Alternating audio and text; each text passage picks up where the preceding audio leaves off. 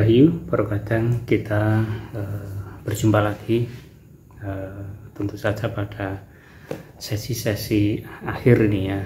Kita sebentar lagi akan menutup rangkaian panjang pembahasan tentang roh ini, terutama pada sub tema roh jiwa.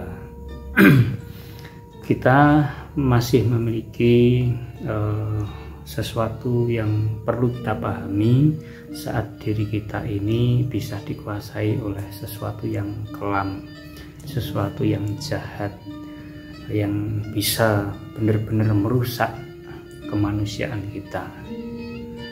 Jadi terkadang kita melanjutkan episode-episode saat kita ini benar-benar dikuasai oleh sesuatu yang tidak baik.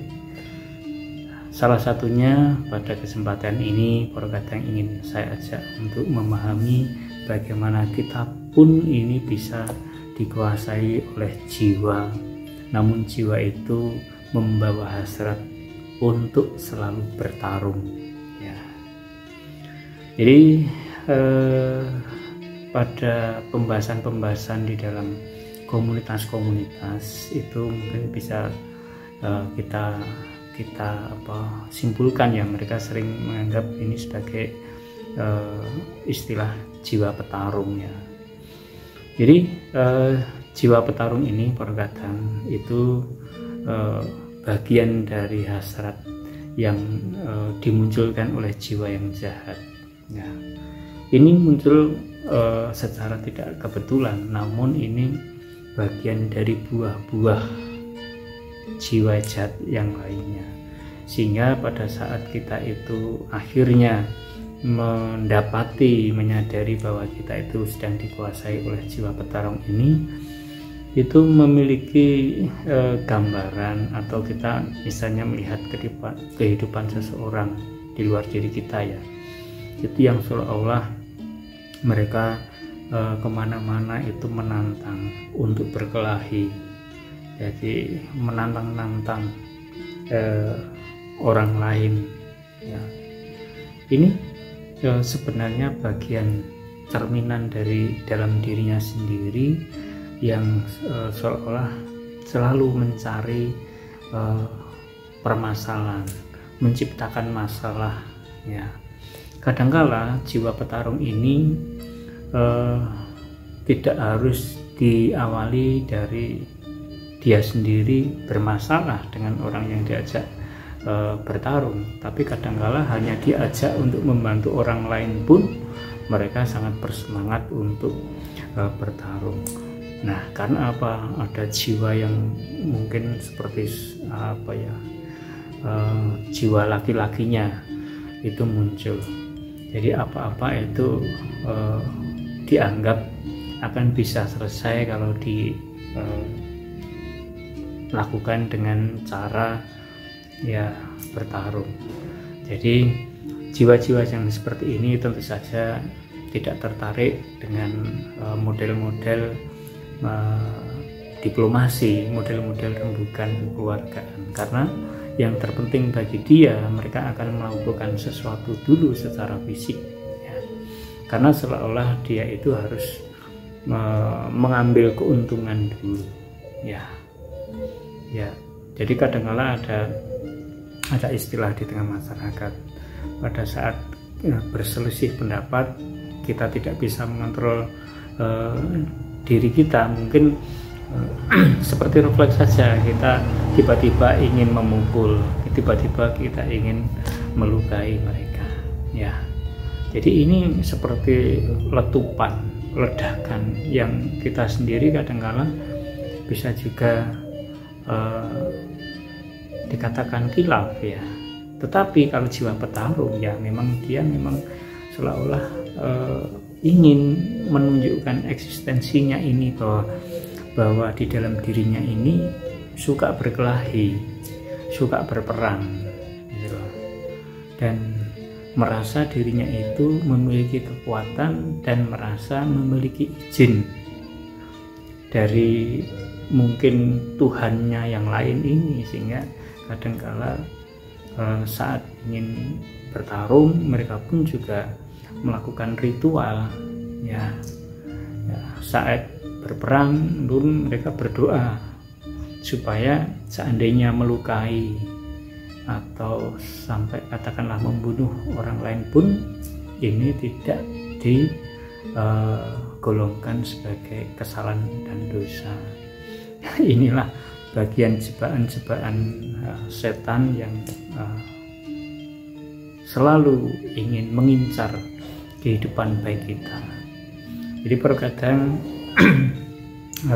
pada minggu-minggu yang lalu panjenengan semua sudah dipahamkan bagaimana kita ini bisa jatuh ke dalam jiwa-jiwa yang licik ya, bisa jatuh pula di dalam pribadi-pribadi yang pendendam. Nah, kadangkala pribadi atau jiwa petarung ini tidak dilalui dari proses dendam, tapi karena mereka hanya kesenangan saja, mereka diajak untuk membantu bersolidaritas kepada temannya, mereka juga tega untuk melukai orang lain karena jiwanya memang jiwa petarung ya, jiwa yang ingin memperlihatkan kekuatan fisiknya ya, ada kebanggaan tersendiri saat mereka itu berkelahi dan bisa mengalahkan orang lain. Nah, tentu saja ini bukan kebanggaan di dalam proses spiritualitas, tetapi malah justru hal yang paling buruk yang akhirnya membuat berantakan semua apa yang sedang kita jalani saat kita itu menuju pada masa-masa kita itu di pundut Gusti. Nah, jadi kadang benar-benar saya ingatkan kepada panjenengan semua, terutama bagi kita semua yang sudah menginjak dewasa, supaya kita itu benar-benar memahami, benar-benar hati-hati supaya kita tidak terpleset, supaya kita itu tidak jatuh ke dalam pengaruh-pengaruh atau hasrat-hasrat dari kegelapan. Nah, jangan sampai kehidupan kita ini diisi tidak hanya dengan melukai hati orang lain, tetapi jangan sampai kita juga tega melukai secara fisik orang lain. Nah, jadi kita akan menjadi sangat terpuruk dan kita akan menjadi sangat-sangat jauh dari harapan semestinya, harapan jiwa yang murni ini. Nah, jadi itu terkadang kita harus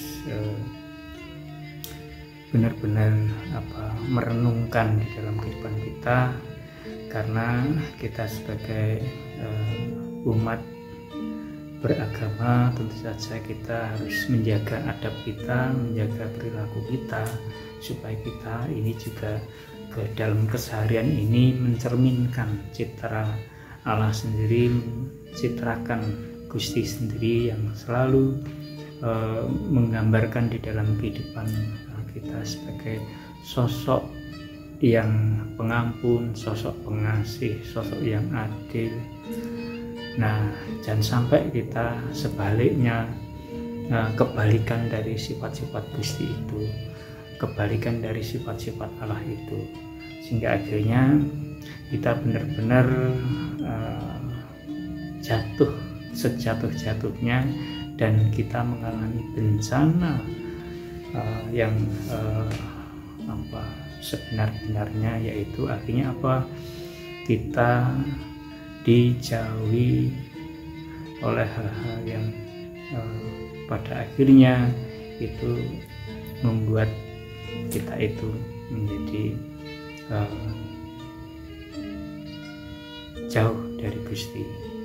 Ya, jangan sampai walaupun ya kita paham di dalam perjalanan tuntunan kita, Tuhan tidak akan pernah membenci kita ya. Tapi seandainya kita sampai benar-benar keterlaluan, seandainya kita benar-benar sampai menolak kebaikan-kebaikan, belas kasih, pertolongan dari Gusti sendiri, maka kita pun juga akan mengalami hal-hal yang sifatnya permanen, dan kita pun juga akhirnya menjadi orang-orang yang tidak bisa nyawiji dengan Gusti sendiri. Demikian perkataan saya ingin menutup dari episode yang ke 121 ya, kalau tidak salah ya. Ini semoga kita tidak pula menjadi manusia-manusia yang memiliki jiwa untuk bertarung. Karena apapun itu, saat kita ingin bertarung ya, mengedepankan ego, mengedepankan